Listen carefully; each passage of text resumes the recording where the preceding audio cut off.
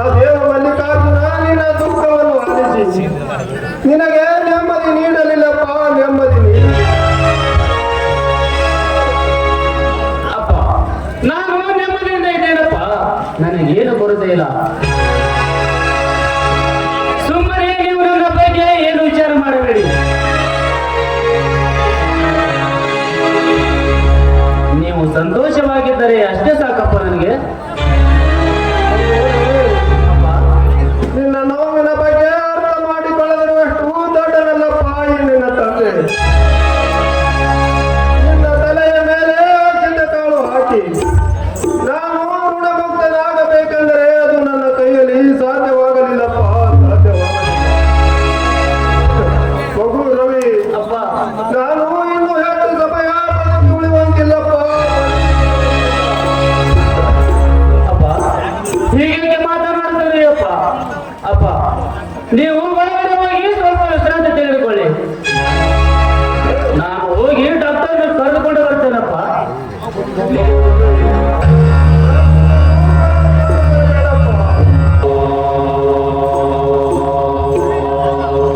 ನಾನು ಇನ್ನು ಹೆಚ್ಚು ಸಮಯ ಬದುಕಿ ಉಳಿಯುವಂತಿಲ್ಲಪ್ಪ, ಬದುಕಿ ಉಳಿಯುವಂತಿಲ್ಲ.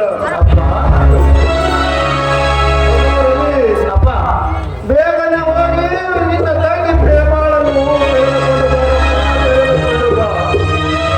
ನಾನು ಹೆಚ್ಚು ಸಮಯ ಬದುಕಿ ಉಳಿಯುವುದಿಲ್ಲಪ್ಪ, ಬದುಕಿ ಉಳಿಯುವುದಿಲ್ಲ. ಆಯ್ತಪ್ಪ, ತಂಗಿಯನ್ನ ನಾನು ಕರೆದುಕೊಂಡು ಬರ್ತೇನೆ. ನೀವು ಒಳಗಡೆ ಹೋಗಿ ವಿಶ್ರಾಂತಿ ತೆಗೆದುಕೊಳ್ಳಿಯಪ್ಪ. ಬೇಗನೆ ಕರೆದುಕೊಂಡು ಬಾರಪ್ಪ, ಬೇಗನೆ ಕರೆದು. ಆಯ್ತಪ್ಪ, ಬೇಗನೆ ಹೋಗಿ ಬರ್ತೇನೆ.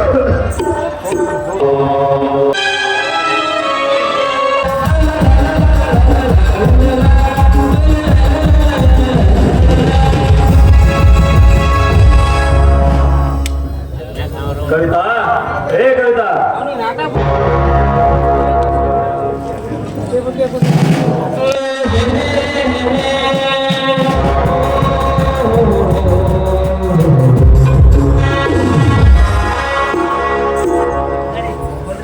ಹಲೋ.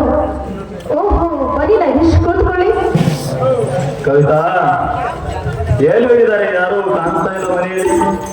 ನೋಡಿ, ಪ್ರೇಮ ನೀರಿಗೆ ಹೋಗಿದ್ದಾಳೆ, ನನ್ನ ಮೈದಿನ ಹೊರಗಡೆ ಹೋಗಿದ್ದಾಳೆ. ಇದು ನನ್ನ ಗಂಡ ಅಂತೂ ಯಾವಾಗ ನೋಡಿದ್ರು ಬರೀ ಕೆಲಸ ಅಂತಾನೆ ಮಾಡ್ಕೊತಿರ್ತಾನೆ. ಅವನು ನನ್ನ ಗಂಡ ಅಲ್ಲ, ಗೋಲಿ ಗೊಂಡ ಅವನು. ಕವಿತಾ, ನೀನು ಹೇಳುದು ನಿಜ. ಅವನು ಗೋಲಿ ಗುಂಡ ತರಾನೆ. ಗೋಲಿ ಬಿಡು, ಅವನ ವಿಚಾರ ಏನು ಮಾಡಬೇಡ. ನಾನು ನಿನ್ನ ಹತ್ರ ಬಂದಿದ್ದೇನೆ. ನನ್ನ ಹತ್ರ ನನ್ನ ಕೆಲಸ ಇದೆ. ಕೇಳ್ತೀಯ?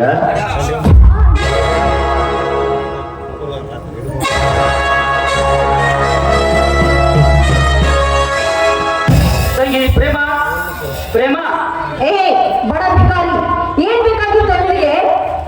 ನೋಡಮ್ಮ, ನನ್ನ ತಂದೆಗೆ ಹುಷಾರಿಲ್ಲ. ನನ್ನ ತಂದೆ ಮಗಳು ನನ್ನ ತಂಗಿಯನ್ನು ಕಳಿಸಿಕೊಡಿಯಮ್ಮ. ಏನೋ ಭಿಕಾರಿ, ನೀನು ಬಂದಾಗಲೆಲ್ಲ ನಿನ್ನ ತಂಗಿ ನಿನ್ನ ಜೊತೆ ಕಳಿಸ್ಕೊಳ್ಬೇಕೆ?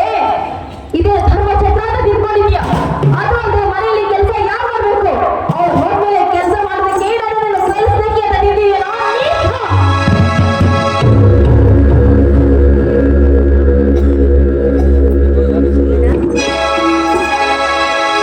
ಇದೀಗ ಬಂದೇನಮ್ಮ.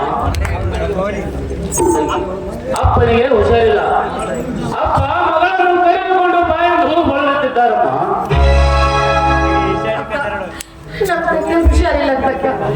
ದಯವಿಟ್ಟು ಈ ಒಂದ್ಸಲ ನಮ್ಮ ಮನೆಗೆ ಹೋಗೋದಕ್ಕೆ ಬಿಟ್ಬಿಡು. ಬಂದ್ಮೇಲೆ ಎಲ್ಲ ಕೆಲಸ ಮಾಡ್ತೀನಿ.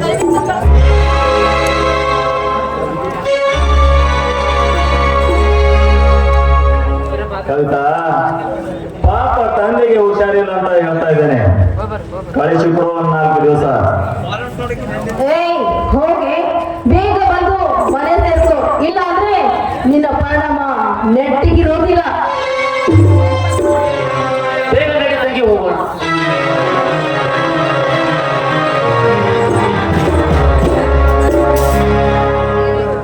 ನೋಡಮ್ಮ, ನನ್ನ ತಂದೆಗೆ ಹುಷಾರಿಲ್ಲ.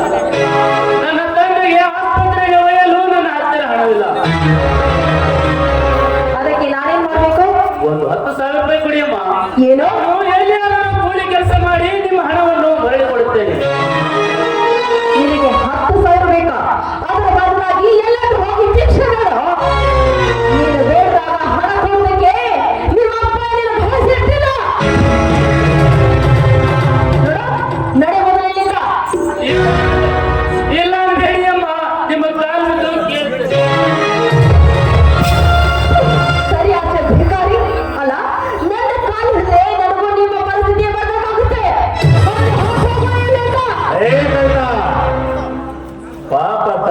ಹುಷಾರಿಲ್ಲ ಅಂತ ಹೇಳ್ತಾವೇನೆ. ಕೊಟ್ಟು ಬಿಡು 10,000 ರೂಪಾಯಿ. ಅಣ್ಣ ಏನ್ ಹೇಳ್ತಾ ಇದ್ರಿ? ಅವನ ಕಳಿಸ್ಕೊಡಿ ಅಂತ ಹೇಳಿದ್ರಿ, ಕಳಿಸ್ಕೊಟ್ಟೆ. ಈಗ ಹಣ ಕೊಡಿ ಅಂತ ಹೇಳ್ತಾ ಇದೆಯಲ್ಲ, ನಿಮ್ಮ ತಲೆಗೆ ಏನಾದ್ರು ಕೆಟ್ಟಿದ್ಯಾ? ಕೊಟ್ಟು ಹೋದ್ರೆ ಏನ್ ಗತಿ ಆಗುತ್ತೆ?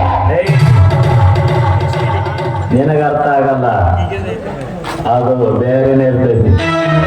10,000 ರೂಪಾಯಿ. ಸರಿ, ಈಗಲೇ ತಗೊಂಡು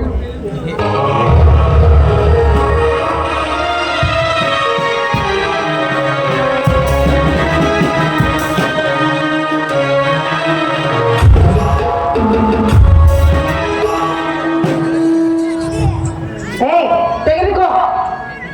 ನಿಮಗೆ ಪುಣ್ಯ ಬರಲಿ ಅಮ್ಮ.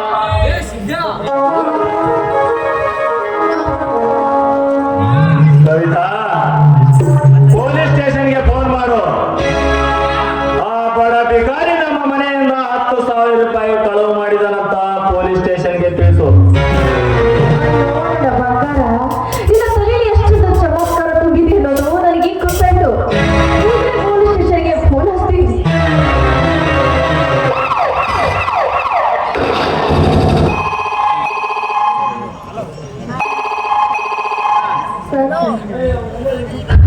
Hello, police station?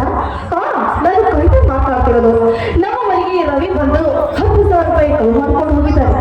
ಆದಷ್ಟು ಬೇಗ ಬಂದು ಅವನಿಗೆ ಶಿಕ್ಷೆ ಕೊಡಿಸಲೇಬೇಕು. ಹಾ, ಬೇಗ ಬನ್ನಿ.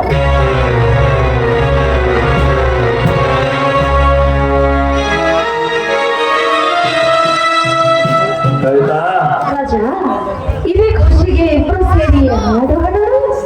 ಆಯ್ತು ನನ್ನ ಚಿನ್ನ.